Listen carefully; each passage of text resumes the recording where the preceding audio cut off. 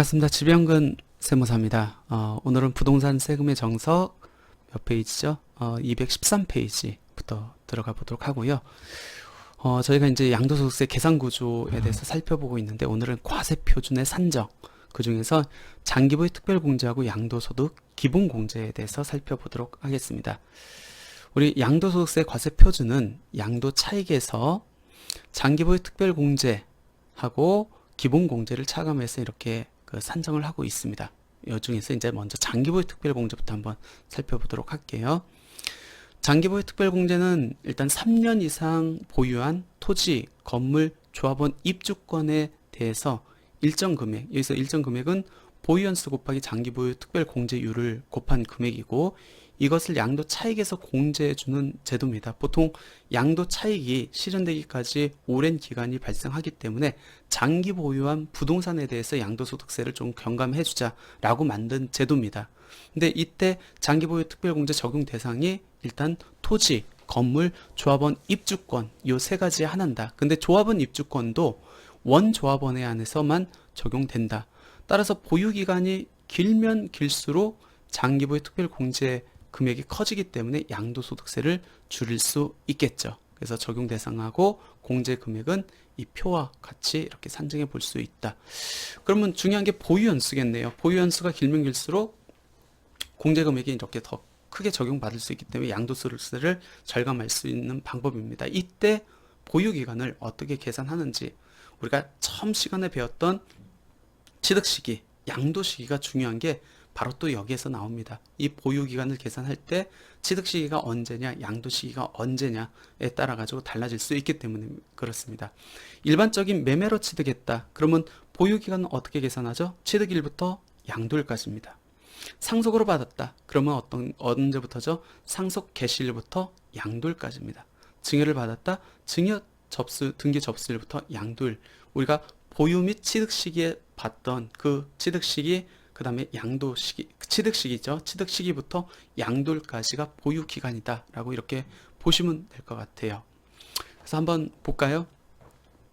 취득가액이 3억 원인 주택, 이게 주택은 비조정 대상 지역에 소재하고 있습니다. 왜 그러면 조정 대상 지역에 소재하고 있다고 하면 장기부의 특별공제가 적용될 여지가 없거든요. 그래서 비조정 대상 지역에 소재한 주택이라고 가정을 하고, 이 주택을 5억 원에 이렇게 양도를 했다라고 가정을 해볼게요. 다른 주택은 비과세 대상은 아니라고 가정을 하고, 그러면 양도 차익이 2억 원이 발생을 합니다. 2억 원이 발생하는데 이 주택을 몇 년 보유했느냐에 따라서 궁극적인 장기보유 특별공제가 달라질 수 있다는 겁니다. 만약 2년 보유했다. 그럼 장기보유 특별공제 적용됩니까? 안 되죠. 왜? 장기보유 특별공제는 3년 이상 보유한 부동산에 한해서 적용되기 때문에 3년 보유했다. 일반적인 장기보유 특별공제율 몇 프로죠? 2%. 그리고 3년을 보유했기 때문에 이 양도차익 2억 원에 대한 6%가 차감되는 겁니다. 그래서 양도소득 금액은 1억 8,200만 원. 5년 보유했다. 5, 20, 10%가 빠지겠네요. 2억에 대한 10% 2천만 원 차감되고, 그리고 1억 8천만 원이 이제 양도소득 금액이겠네요. 10년 보유했다? 그러면 20% 빠지겠네요. 그럼 양도소득 금액은 1억 6천이 됩니다. 이런 식으로 이제 장기부의 특별공제를 적용한다라고 이렇게 보시면 될 것 같습니다. 우리가 부동산이 3년 이상 보유하면은 보통 장기부의 특별공제를 적용받는데, 3년 이상 보유한 부동산도 일정 부동산은 장기부의 특별공제를 받을 수 없습니다. 조세 정책 목적 때문에. 그 대표적인 게 다주택자가 양도하는 조정대상 지역이 소재한 주택은 우리가 3년 이상 보유한 경우에도 부동산 투기 억제 차원에서 장기보유 특별공제를 적용받을 수 없다. 그리고 조합원 입주권에 대해서는 원래 권리기 때문에, 부동산이 아니잖아요. 권리기 때문에 장기보유 특별공제를 적용받을 수 없는 게 원칙적으로 맞는데, 유일하게 어떤 거? 원조합원의 조합원 입주권에 대해서만 장기보유 특별공제를 적용받을 수 있다. 따라서 관리처분 계획일 인가일 이후에 원조합원이나 승계조합원으로부터 조합원 입주권을 승계 취득했다.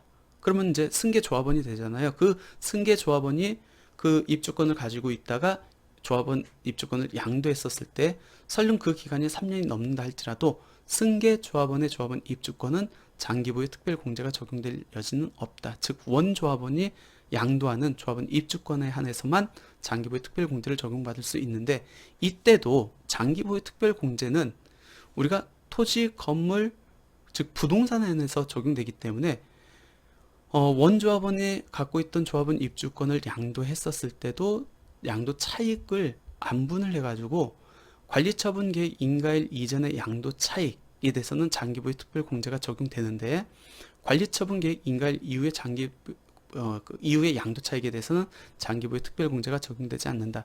예를 들어서 기존 주택을 2억 원에 취득을 했습니다. 관리처분 계획 인가일 현재 5억 원으로 평가가 됐습니다. 그리고 그 이후에 조합원 입주권 상태로 조금 더 보유에다가 7억 원의 조합원 입주권을 양도한다라고 했었을 때, 이 조합원 입주권임에도 불구하고 원조합원이기 때문에 장기보유 특별공제가 적용되는데, 이때는 관리처분 계획 인가일을 기준으로 해가지고 인가일 전, 즉 부동산으로 있었을 때 양도 차익에 대해서는 장기보유 특별공제가 적용되는데, 권리로서 있었을 때 발생한 양도 차익, 즉 관리처분 계획 인가일 이후에 발생한 양도 차익에 대해서는 장기보유 특별공제가 적용되지 않는다라고 이렇게 보시면 될 것 같아요.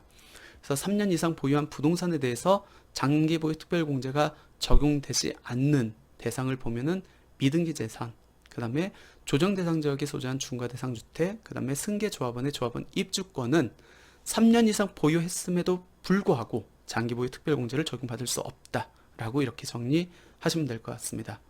그럼 장기보유 특별공제는 궁극적으로 보유기간 곱하기 장기보유 특별공제율을 적용해가지고 장기보유 특별공제 금액을 산정하게 되는데, 이때 장기보유 특별공제는 이원화돼서 적용됩니다.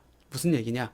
일반적인 경우하고 1세대 1주택인 경우로 구분해가지고 차등 적용됩니다. 일반적인 경우에는 장기보유 특별공제가 2%가 적용돼요. 공제율 계산은 2% 곱하기 보유기간, 공제 한도는 30%. 그러니까 보유기간이 15년 이상 넘으면은 15년 일대하고 동일하다는 얘기겠죠. 근데 1세대 1주택자인 경우로서 2년 이상 거주한 경우에는 이 장기보유 특별공제가 4%씩 적용됩니다. 공제율 계산은 4% 곱하기 보유기간 플러스 4% 곱하기 거주기간, 각각 40%를 한도로 하기 때문에 최대 공제한도 80%. 일반적인 경우랑 비교했었을 때 1세대 1주택자인 경우로서 2년 이상 거주한 경우가 훨씬 더 장기보유 특별공제를 더 높게 적용받을 수 있겠네요. 근데 여기서 조금 주의하셔야 될 게, 1세대 1주택자로서 2년 이상 거주한 주택에 대해서는 4%의 장기보유 특별공제율이 적용되는데, 많이들 헷갈려 하시는 것이 반드시 양도일 현재 이 1세대 1주택이 비과세 요건을 충족해야만 적용받을 수 있다라고 생각하시는 분들이 많이 있습니다. 그렇지 않습니다. 비과세 요건을 충족하지 못하더라도 양도일 현재 1주택만을 소유하고 있다면 적용받을 수 있다는 겁니다.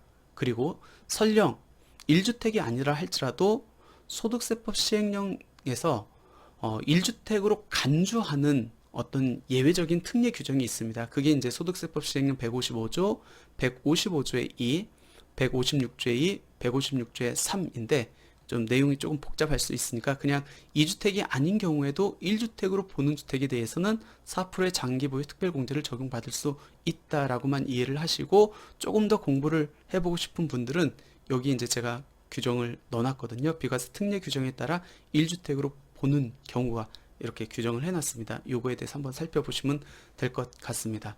그럼 한번 어떻게 적용되는지 한번 보도록 하겠습니다. 1세대 1주택자, 1주택자 그리고 2년 이상 거주한 경우에 장기보유 특별공제율 적용 방법 한번 볼게요. 3년 이상 보유하고 거주기간이 2년 이상인 경우에 비과세 요건을 충족하지 않는다 할지라도 4%의 장기보유 특별공제를 적용받을 수 있다. 이때 장기보유 특별공제를 적용함에 있어서 보유기간은 1세대 1주택 비과세 계산 규정과 무관하게 해당 자산의 취득일부터 양도일까지 계산한다. 왜 그러냐면 장기보유 특별공제를 적용함에 있어서 보유기간 및 거주기간 계산은 비과세 규정을 준용하지 않습니다. 별도 규정되어 있어요. 그렇기 때문에 리셋 규정하고는 전혀 상관이 없다는 겁니다. 그래서 한번 보면은 사례를 갖고 한번 적용 사례를 살펴보도록 하겠습니다. 예를 들어서 1세대 1주택으로서 2년 이상 거주를 했습니다. 장기부의 특별공제 적용 사례 한번 볼까요? A주택 2년 보유하고 2년 거주를 했습니다. 장특공제 받을 수 있을까요? 못 받죠. 이유는 뭐죠? 장기보유 특별공제는 최소한 3년 이상 보유한 토지 건물 조합원 입주권, 원조합원 입주권에 한해서 적용되기 때문에 얘는 2년 거주를 했다 할지라도 보유기간이 3년이 안 되기 때문에 장특공제 적용될 여지가 없다.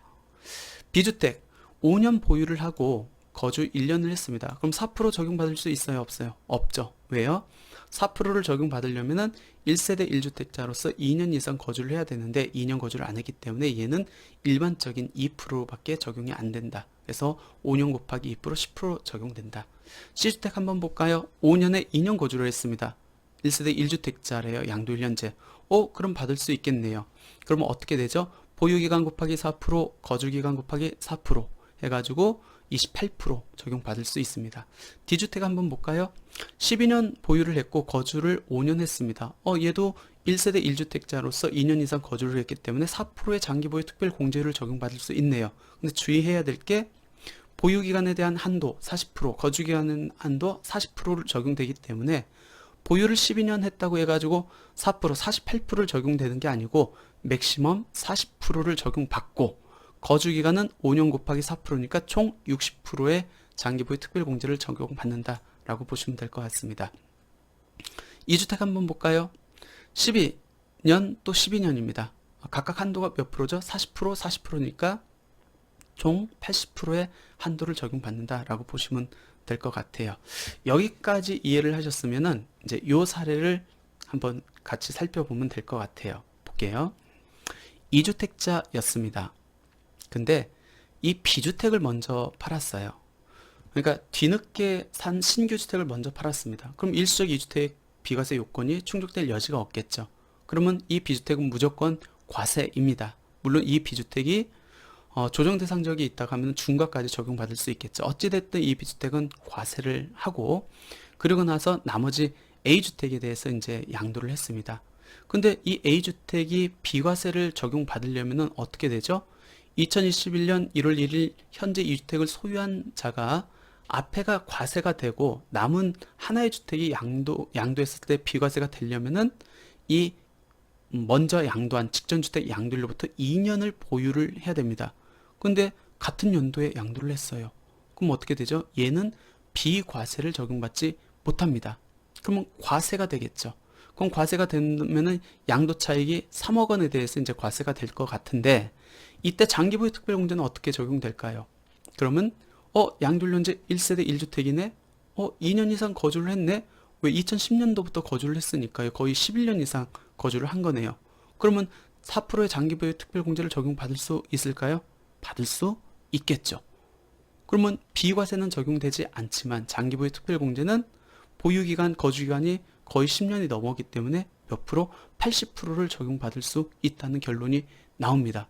그러면 비과세로 했었을 때 세금을 안 냈을 때보다는 어차피 과세가 되기 때문에 세금을 납부해야 되는 입장이지만 그래도 양도차익에 대해서 80%가 공제되기 때문에 상당 부분의 세금이 줄 수 있다는 겁니다.